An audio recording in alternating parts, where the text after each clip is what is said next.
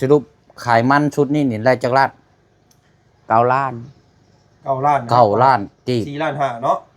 บ่นี้ลบออกบ่ลบออกเดือนเท่าไรบัดนี้ลบออกเฮ็ด4 ล้าน3 ล้านลบออกเฮ็ดยังไงตัวนี้นี่ไล่เงินขายมันได้9 ล้านนี่ลบออกไปนี่อันเริ่มทุนเฮ็ดใหม่ในอีกเนาะบัดนี้เดือนน่ะเต็มที่เท่าไรยังเหลือล้านหนึ่งก็พอเนาะ อันขึ้นไปเบิ่งเทิงก่อนเนาะล่ะมันพื้นนะมันเป็นไดอันนี้ทาสีอยู่บ่จักสิทาเฮ็ดหยังพื้นมันก็เป็นแบบมันไม่เก่าเนาะไม้เก่าแล้วไม่เก่า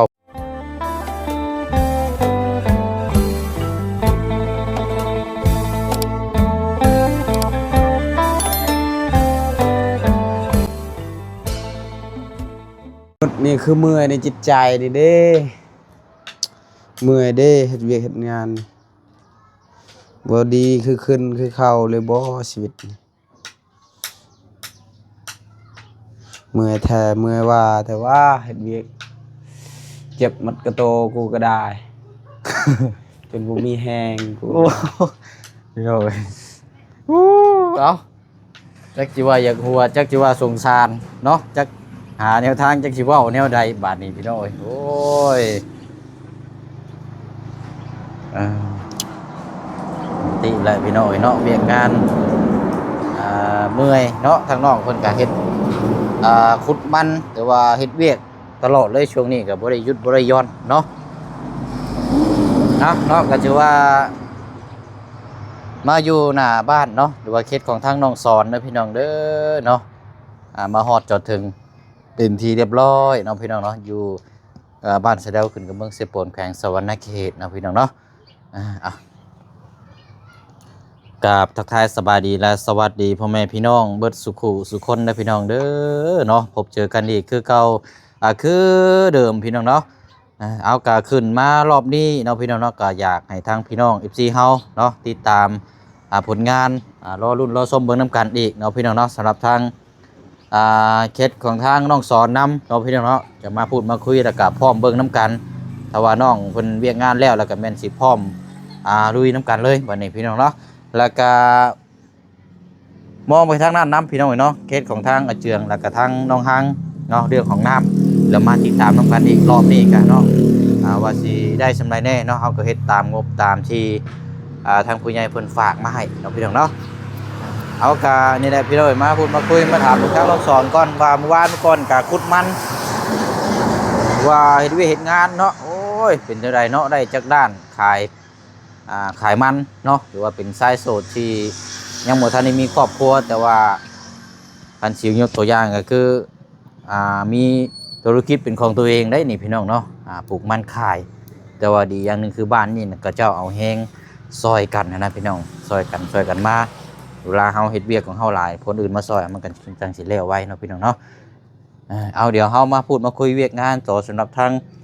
ประตูหน้าต่างตัวนี้แหละพี่น้องที่ทางพระอาจารย์เพิ่นมอบงานให้ทางพ่อน้องเปียวเนาะพี่น้องเนาะเดี๋ยวถามพูดคุยทางน้องสอนก่อนถามน้องเพิ่นพร้อมแม่นว่า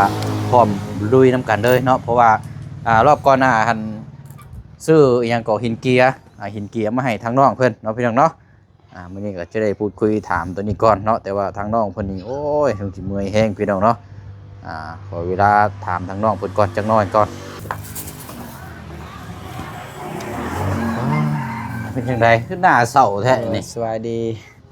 เมื่อยเลยฮะเมื่อยเฮ็ดเวียกถึงบ่ได้กินฮอดข้าวพอแต่เช้านี่แบบว่ากินข้าวบ่แซ่บเลยซั่นบ่ไปตักน้ำแน่ให้เขาล้างมือแน่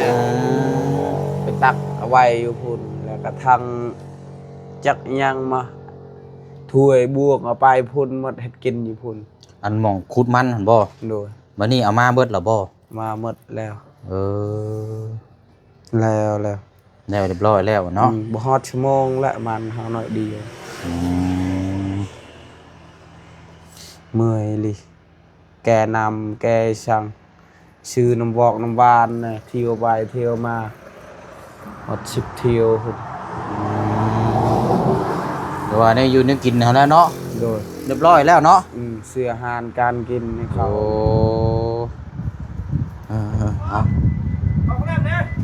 มีหยังบาดนี่ โอ้โอ้ เอาเมื่อยก็กินน้ำมันแล้วมันจึงมีแห้งอันนี้เป็นปาเต้มาเตเซนูพุ่นเด้นี่ โดยปาเต้ ไก่อยู่ได้นี่พี่น้องเนาะ โดย อืม ปาเต้ ปาเต้เนาะขจุมกันอันกะทิปาเต้พี่น้อง มิโอ มันมีใส่เนี่ยหลายอย่างหลายแนวอยู่เนาะโอ้ สิแซ่บคักแล้วเนาะ เอากันบ่กินตอนนี้ก็จังน้อยก่อนก็ได้เนาะหรือว่าถ้าอดบ่ได้ก็ใช้โลดไลพี่น้องเอาบ่ต้องถือกันได้เนาะเอาเดี๋ยวถามก่อนซะเนาะที่มาที่ไปเรื่องที่เฮาติดตามกันตั้งนานเนาะ โดย เอาเรื่องมันก่อนก็ได้เนาะ โดย เรียบร้อยจบเบิดแล้วบ่ล่ะ จบหมด ขายเบิดแล้วบ่ ขายหมดยังแต่ไปส่งแห้งเข้า ไปส่งแห้งอีก โดย อืม เท่าสิเป็นเปลือกเป็นมันเนาะ สบายดีสบายดี เจ้า โอ้นี่เนาะยังว่า โอ้นี่สบายดีเหี่ยวเลยเหี่ยวปวดเหี่ยวเกลือเบิดดูมันหมดเกลือเป็นมันเจ้าก็ได้เนาะ โอ้สิตายแล้วคอยขายมันก็บ่ได้หยังได้ ไอ้จักรลาด พอดก็ ได้เท่าไรก็ 3.5 ล้านก็ให้เขาแล้ว แล้วก็ค่ารถอีก400,000ซื้อน้ำบอกน้ำหวานอีกแน่ เอา คอยออกเงินคอย500,000 บอสเอาง่ายๆสรุปขายมันชุดนี้นี่ได้จักรลาด 9 ล้าน 9 ล้าน 9 ล้านกี่ 4 ล้าน5เนาะ วันนี้ลบออกบ่ลบออกเดือนเท่าไรบัดนี้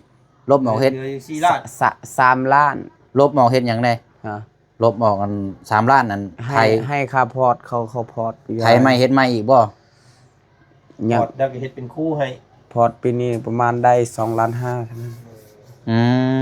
ม ได้น้อยเดียวพ่อนู่น ย่าง เฮ็ด ค่ารถ ได้ จ้าง อีก ลบเนาะ แล้วก็ค่าน้ำบานอีกซื้ออยู่ซื้อกินให้หมู่อีกเนาะ นี่คอยไล่นี่เด้อ3.5 ล้านก็ให้เขาแล้ว อืม ก็ค่ารถอีก400,000เกมให้เราก็บ่ได้เอาโดยก็เอาเงินเบิกเงินเขาอีก500,000คอยยืมได้เงินลุงพ่อ 4 ล้าน3 ลุงพ่อเอาให้2 ล้านบ่พอกิน 4 ล้าน4 แม่นอันอ้ายมอบให้ตอนนั้นนะเนาะ โดย2 ล้านยังบ่พอกินเลยค่อยเอาตื้มอีก500,000ได้ซื้อน้ำหวานให้เขา 5 ล้าน 5 ล้าน แล้วก็ 5 ล้านเด้อ แล้วก็4 ล้านบ่บัดนี้ ค่านั่นยังอีกสิพอร์ตอีกนี่ยังเหลือแต่2 ล้านก็พอเนาะเชื่อล้านหนึง พอร์ตนี่เพิ่นเอาเท่าไรซะบัดนี้ 2.5 ล้านแหละ 2 ล้าน ถาม เท่า ก่อน คอ เดื น้ อ อง เงิ เขา นอยู่ว่าจ้ะนี่ 5เท่ากับตัวนี้ ก็เฮาได้ปีหนึงล้านหนึงก็พอเนาะชำนาญเฮา บ่ เชื่อได้ เท่ากับตัวนี้นี่ไล่เงินขายมันได้9 ล้านนี่ลบออกไปนี่ อันเริ่มทุนเฮ็ดใหม่ในอีกเนาะบัดนี้เดือนน่ะเต็มที่เท่าไหร่นี่ ยังเหลือล้านหนึงก็พอเนาะเชื่อได้ เนาะ ก็เชื่อได้ก็วัฒนาเฮาแหละ บ่มันจันสิว่าก็บ่ได้เนาะบ่จันเนาะ เอาไว้แบบนี้ไว้ อ๋อ ปล่อยให้มันเป็นหญ้าอยู่หั่นแหล้วบ่ต้องเฮ็ดมันก็ยา โอ้ยได้ชำนาญก็พอแล้วเลยชีวิตเฮามันก็อาชีพเฮาแบบนั้นเช็ดน่าได้เนาะ ติดลบออกไปเนาะ ไม่ได้ค่อยเบื่อ บ่ติดลบหลายเนาะ เอ้าลบลายแล้ว เออ เฮากินเนาะเวลาไปส่วนเฮาก็ได้เงินทางอาจารย์ให้ก็2 ล้านก็หมดยืมเงินเฮายืมเงินเขาอีก500,000เนาะก็เป็น2.5 ล้านแหละซื้อน้ำหวานเด้เงิน2 ล้านซื้ออาหารการกินเด้ ซื้อในอยู่ในกินให้หมู่ไป เมื่ เยี่ย อ ม วาย าน มแล้ว นี่ เนาะ แน่เมื่อวานนี่แน่และทางมื้อนี้แน่ เมื่อวานนี่ก็ซื้อน้ำ เอ้ยเนาะพี่น้อยเอาไปเอามาโดดนะเบิ่งนั่งนำแน่จ้ะเด้อเงิน9 ล้านลบออกไปเบิดเดืออยู่ล้านปลาย ร้านป้ายก็พ่อเลยเฮาลงทุนว่าเฮาบ่มีเงินเฮาให้แต่ครบแต่ข้าวซื้อกับพ่อปีนี้กินก็2.5 ล้านหลายคนเด้50 60ปลายคนบ่แม่นว่าเอาผู้เดียวส่วนเฮาเนาะเสียหลายส่วนเขาก็คือกันส่วนเขาเขาแบบ เฮ็ดแบบเดียวกันเนาะ ส่วนเขาแห่งกว่าคอยฮอด3 ล้านพุ่นเอากินแบบมื้อกลางคืนก็ซื้อกาแฟกับฟอกอีกเขานอนดิแล้วก็ซื้ออาหารอีกอาหาร มันอันนี้ดีแต่ว่าทั้งอันพระอาจารย์เพิ่นที่ให้อ้ายมามอบให้2 ล้านเพราะได้เงินจำนวนนั้นและได้ซื้อให้หมู่ให้กินเนาะ ด้วย คัน หมดเลย คันว่าคือบ่มีจำนวนนั้นน่ะ เจ้านี่ติดหนี้อีกได้นี่เนาะ โดยติดหนี้แหละติดหนี้เงินเขาก่อนแหละอันนี้ค่อยยังติดหนี้500,000เลยส่งคืนเลยหมดขายมันพ่อหนู เอาเกาล้านถ้าเฮาบ่ลงทุนต่อนี่เฮาก็ได้เกาล้านเนาะเต็ม โดย ๆแต่ว่าถ้าเฮาบ่เฮ็ดปีหน้าได้จ้ะเฮาแบบบ่มีรายได้ได้เนาะเฮาจะเป็นต้องเฮ็ดอีกเนาะสร้างขึ้นต่อไปอีก เฮาพอดตัวเองอีกเฮาเพื่อสิได้หน่อยนิดหน่อยน้อยก็พอแล้วเฮาส่วนเฮามันกว้างเห็นบ่หันเงินค่อยสิหาสิใช้ได้3ล้านนะเงินชำนาญดูบักหลายๆหั่นครบแต่เข้าก็พอแล้วให้เขาแบบเขามาเฮ็ดเวียกให้กินอิ่มไปส่วนเฮาให้แบบมีความสุขบ่ให้เขาทุกข์ใจไปส่วนเฮาแล้วก็น้ำกินนี่ยังก็บ่มีมันก็บ่ม่วนแหละเขาก็จมอีกคอยแบบเขาบ่มัก เปิดมา ให้เขาจมเขาว่า แบบมาซอยเฮาบัดน้ำในบัดบ่มีอยู่มีกินนี่สิเนาะ โดยน้ำหว่านก็บ่มี ยากเลยเนาะ โดยอาหารการกินก็บ่มีมันบ่คือแหละบัดไปส่วนเขาแล้วครบหมดเขาเอาให้กิน โดยบัดนี้อันเขาเจ้าฟอร์ดเลยบ่ล่ะบ่ ยัง ยังเจ้ายังมื้อใดบัดนี้ ยังเรือยังอยู่ยังคนมันเขาอีกยังคอยไปส่งแหงเขา ต้องรอแบบมันให้ตอนนั้นแล้วก็อีก โดย มองเดียวกันบ่โอ้จะได้พอร์ตนะต่อกันไปเลยเนาะ โดยแบบหมู่ก่อนเด้อแบบเฮายังบ่ได้พอดเฮายังปลูกบ่ทันแบบหมู่ยังอยากสิกลมันหมู่เลย โดย เฮาก็เมื่อยแน่ช่วงนี้บ่มีแฮงแล้ว เนาะเอาบัดนี้จบเวียกของทางสวนมันจะแล้ววันนี้อาจจะถามได้บัดนี้ ถ้าเจ้าพร้อม หรือว่าบ่พร้อมก็ให้บอกอ้ายเด้อ โดย เนาะก็อันนี้แหละพี่น้องให้เวียกตัวที่เรื่องทาสี โดย เนาะทาสีวงกบประตูหน้าต่างเทิงเฮือนห้องครัวห้องนอนห้องหยังห้องน้ำห้องในแล้วก็เสาบันดอกบันไดพื้นเฮือน โดย เอาเนี่ยสาทาให้เบิดเลยเนาะ โดย อันนี้คือทางจุดประสงค์ของทางอาจารย์เนาะ โดย อาจารย์เพิ่นอยากให้มีตัวนี้พี่น้องเพราะว่าเวลาฟ้าฝนตกมาผ่านมันผุพังง่ายเด้นี่ โดย เลยว่าเจ้าน่ะพอทาสีได้อยู่บ่ ได้อยู่ พอได้อยู่เนาะถ้าว่าอันนั้นก็เดี๋ยวสิให้ทางอาเจืองมาซอยอีกแรงหนึงพี่น้องเนาะทางอาเจืองนี่ก็ทาสีนี่ก็งามใช้ได้ทางอาเจืองนี่แต่ว่าต้องถามทางน้องเพิ่นอีกทีนึงว่าน้องเพิ่นสิพร้อมนำบ่มื้อใดเนาะ โดยมีแต่เวียกหมดประมาณมื้ออื่นกับประมาณ1 โมง 2 โมงไปแต่คนมาอีกได้มื้ออื่นเด้มื้อนี้มื้ออื่นก็พักก่อนแต่เช้าประมาณฮอด11 โมงพักก่อนแต่เช้าตอนฮอด11 โมง เอาก็ถือว่าเวียกงานตัวนี้เนาะ โดยให้ปรากฏมันข้าวเด้อแล้วมื้อคือเฮานี่ปรากฏเมื่อวานน่ะขึ้นมื้อนี้แล้วนะ บัดนี้คิดว่ามื้อใดจะกะสีพร้อมสำหรับทางตัวนี้ล่ะนายก็สิเบิ่งนํกันหั่นแหละ ทาแต่เช้า ถ้ารอบเช้าแล้วก็ รอบแรกก็เพิ่น รอบแรกก็ไปเฮ็ดเวียกเนาะ โดย อ๋อ แล้วมื้ออื่นก็ไปเฮ็ดเวียกแต่เช้าอีกทารอบแรงอีก แบบเอาไงซะเฮาแบ่งเฮ็ดเวียกเฮานํเนาะแล้วก็ทางนั้นนํเนาะ โดย เอาไปสั้นซาพี่น้อง คือเฮาเย่เช้าเฮือนนี่ โดยโอเคจ้ะเดี๋ยวย่างเลาะเบิ่งก่อนเนาะ โดย ป้าพี่น้องย่างเลาะเบิ่งก่อนแล้วก็เฮาก็สิได้ถ้าโอเคแล้วก็จังซื้อสีมาให้น้องเพิ่นแล้วก็พร้อมเบิ่งนึงปานอีกเวียกตัวนี้กันเนาะอันพื้นนี่เจ้าคัดเบิดแล้วว่าล่ะ โดย ทางมันนี่เนาะ โดย โอ้นี่คัดแล้วนี่เนาะ โดย โอ้ทาสีได้ เบิ่งนี่มีก็มันกินหมดแล้วจนเลย โอ้เจ้าตะปูเนาะ ลุกบ่เลยเราเฮ็ดพี่น้อง เสานี่ครั้งแล้วนี่เดือมมาบเลย ชาวชีดำคือเบิ่งคือเขาได้คัด ครั้งแล้วเดี๋ยวสีนี่เขาจะเอาสีเข้มขึ้นแน่จักหน้อยเนาะ โดย เข้มแบบคือไม่ฝาเชล่านี่จักหน้อยเพราะว่าถ้าสีจืดแบบคือเฮือนของทางอาเจืองบัด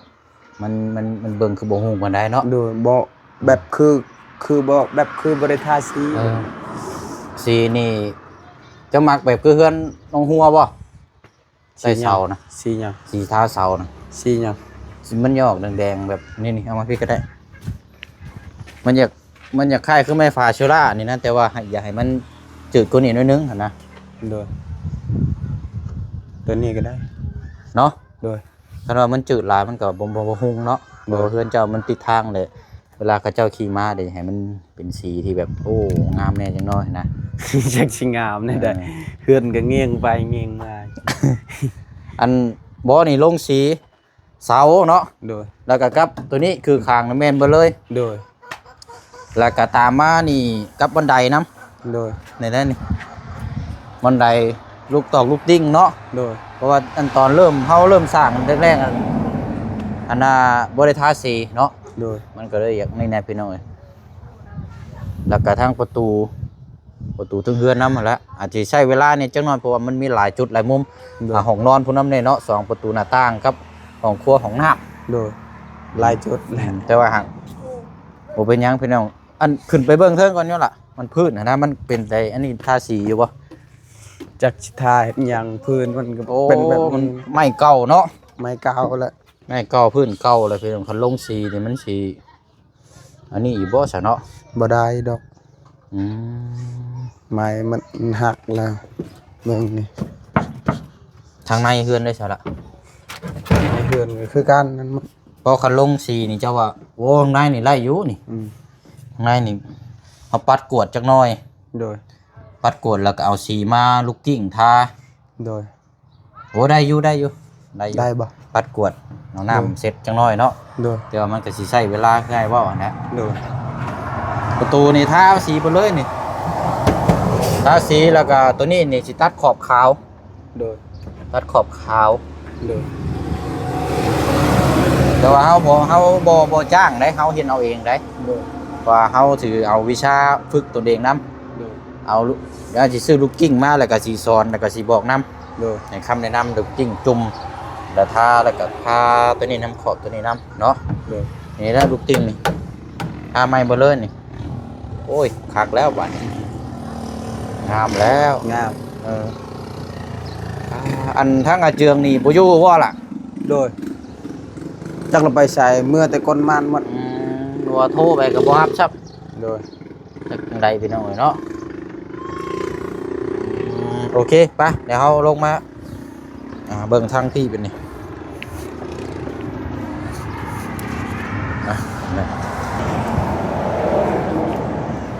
เดี๋ยวให้ทั้งอาเจืองมาซอยอีกแรงหนึงตัวนี้แล้วนี่สีพวกของนอนนี่แหละ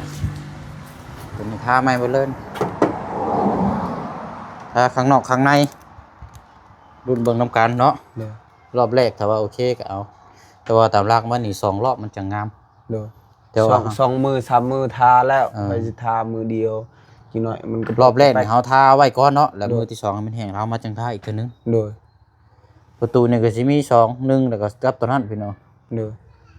แต่ว่าสีนี่เฮาสิใช้แต่ขอบสีขาวนี่ก็พอตัวนี้เฮาข้างในนี่บ่ทาก็ได้เอาแต่ว่าทานี่ก็พ ทา อ แต่ข้างนอกนี่นะให้มันงามในข้างนอกคือ เพราะแต่พวกบานอันนี้น่ะต้องทาเบิดอันนี้น่ะ โดย ทานอกทาใน โดย แต่ขอบมันเอาแต่นี่ก็พอ โดย ทั้งข้างน่ะบ่เอาก็ได้นี่ห้องน้ำข้างในนี่ทาเบิดเลยเอาเดี๋ยวสีนี่พุ่นละอยู่เซโปนพุ่นละพี่น้องอันนี้เดี๋ยวอ้ายสิจัดแจงเบิ่งอีกเทื่อนึง โดย เดี๋ยวสิซื้อลายสีมาให้มันตัดกันนั่นแหละเนาะถ้าว่าสีแดงเข้มลายมันก็บ่งามพี่น้องเอาแบบโอ้ยเนาะต้องเอาสีให้มันหูนี่แน่จักหน่อยนิดนึงว่ากัน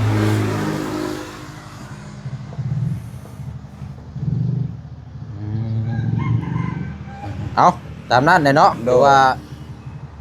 รอรุ่นรอชมเบิ่งน้ำกันเนาะอันนี้เฮาสิท่าเองพี่น้อยแล้วก็เบิ่งน้ำกันเรียกงานคือทางคนน้องเปลวให้คำแนะนำน้องเจืองนั่นแหละ โดย แต่ว่าเว้าถึงอันสีอันนี้มันคือจืดไว้แท้เนาะ โดยก็คิดว่าสิคายมันนี่เทพื้นบ่ได้ซ้ำกันโอ้ย เทพื้นนี่บ่ อือ อ๋อ ยัง เจ้า แต่พื้นนี่แหละค่อยคาใจนี่ เจ้าอยากกันเทปูนใช่บ่ อืม เทปูนพื้นเบิดเดินเฮือนนี่บ่ อืม อ๋อ มันจริงงามเด้ แม่นแล้วเท แต่ นี่ก็ ขายมันก็บ่ได้ อย่างละ ยังเหลือแต่ล้านป้ายเงินแม่นชื่อเสียค่าน้ำก็ป้ายอีก เดี๋ยวว่าสิได้เงินขายมันมาเทพื้นตัวนี้เนาะ โดย โอ้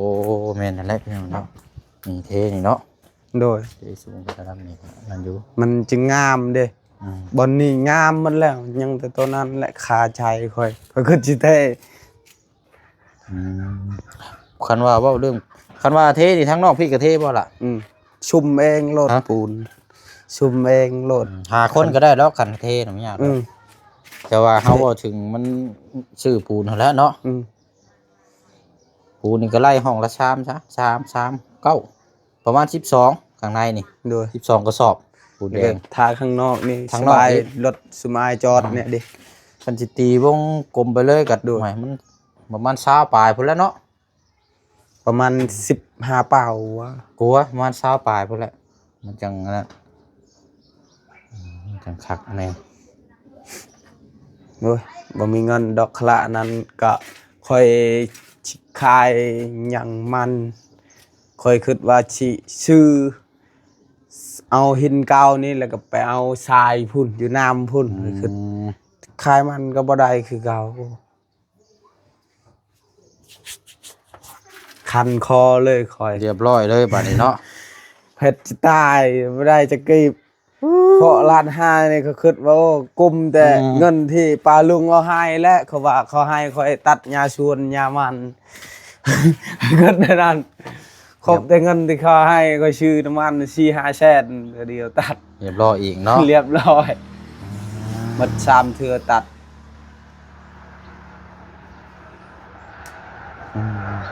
เอาแล้วสำเนาะจังว่าจังคุยน้ำกันเนาะ โดย เวียกงานพี่น้องเอ้ยก็ โดย แต่ว่าเดี๋ยวอาจจะไปซื้อสีมาถ้ามื้อใดพร้อมก็แม่นว่าพร้อมพาน้ำกันมื้อเล็กมื้อน้อยเนาะ โดย มันจังอันนี้แหละพี่น้องก็มีเวียกนํแต่ว่าเฮาสิไปซอยแห้งคนอื่นเฮาก็ได้คือกันเฮ็ดตัวเฮ็ดของเฮานํแล้วก็เฮ็ดของคนอื่นนํ โดย ช่วยกันไปหั่นแหละเนาะ โดย บาซะโอเคเนาะ โดย มีแต่ว่า สบายดี ตามนั้นแหละ เด้อ พี่น้อยมาฮอดจนถึงแล้วก็ฝากพี่น้อง FC เฮาติดตามรับชมเบิ่งนํกันเด้อพี่น้องเด้อเนาะทางอาเจียงน่าจะเป็นช่วงแรงๆพุ่นแหละทางน้องเพิ่นไปขุดมันอยู่เนาะตอนนี้เอากินเอาเด้อล่ะเด้อ โดย โดย ส เอา บาย เนาะ ดีเด้อ ไปหั่นแหละพี่น้อยเนาะก็มาพูดมาคุยถามน้ำกันเนาะเรื่องราวตัวนี้สำหรับทางทาสีนี่แหละพี่น้อยเนาะแล้วก็น้องๆเพิ่นก็ได้เวียกงานของเจ้าของหรือว่ากลมันนี่ก็แล้วเรียบร้อยแล้วพี่น้องเนาะเสร็จสิ้นเป็นที่เรียบร้อยแล้วพี่น้องได้9ล้านแต่ว่าลบออกไปเฮ็ดทำทุนต่อเหลืออยู่ล้านปลายล้านน้อยๆประมาณ 2,000 กว่าบาทเนาะมันก็โอ้พี่น้องเนาะถ้าบ่มีทันทุนเฮ็ดต่ออีกก็ปีหน้าก็สิบ่มีเวียกเฮ็ดอีกจำเป็นต้องเอางบตัวที่ขายได้9ล้านนี่เฮ็ดทุนต่ออีกเนาะก็เดี๋ยวไว้ใช้จ่ายล้านน้อยๆก็ซื้อปลาเล็กเป็งนัวนี่อยู่นี่กินเล็กน้อยเติมน้ำมันน้ำมันก็เบิดแล้วพี่น้องเนาะเอาละพี่น้องเนาะจังใดก็ฝากพ่อแม่พี่น้อง FC เฮาคือเก่าคือเดิมนะพี่น้องเด้อเนาะติดตามรับชมเบิ่งกันอีกเนาะพี่น้องเนาะเอาเนาะอยู่ดีมีแรงร่ำรวยเบิดสุขสุขคนนะพี่น้องเด้อพบเจอกันในคลิปหน้าเนาะสบายดี